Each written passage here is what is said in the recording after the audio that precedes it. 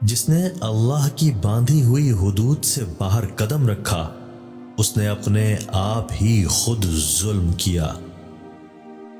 جو بھی بندہ اللہ سے ڈرے گا اللہ تعالیٰ اس کی ساری مشکلات آسان فرما دے گا۔ صدقہ فقیر کے سامنے عاجزی سے پیش کر، کیونکہ خوش دلی سے صدقہ دینا قبولیت کا نشان ہے۔ صحت چاہتے ہو تو اتنا کھاؤ کہ آدھی بھوک باقی رہ جائے۔ خبردار اپنی بڑائی نہ کرنا، خاکی مخلوق جو پھر خاک میں مل جائے گی اسے بڑائی کب زیب دیتی ہے، جو آج زندہ ہے اور کل مردہ۔ جو بات تمہارے سمجھ میں نہ آ رہی ہو اس کو اللہ پر چھوڑ دینا بہتر ہے۔ کہاں ہیں وہ لوگ جنہوں نے بہت سے شہر بنائے تھے اور شہروں کے ارد گرد مضبوط دیواریں بنائی تھیں؟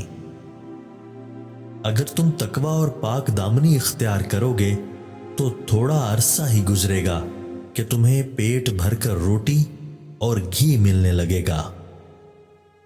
عوام میں اس وقت تک ٹیڑھ پیدا نہیں ہوتی جب تک ان کے پیشوا اور رہنما ان سے سیدھے رہتے ہیں۔ ہر چیز کے لیے کوئی نہ کوئی آفت ہوتی ہے اور ہر نعمت کسی ناگہانی مصیبت کی نذر ہو جاتی ہے۔ حرام طریقے سے حاصل ہونے والی تمام پسندیدہ لذتیں ختم ہو جائیں گی، صرف گناہ اور شرمندگی باقی رہ جائے گی۔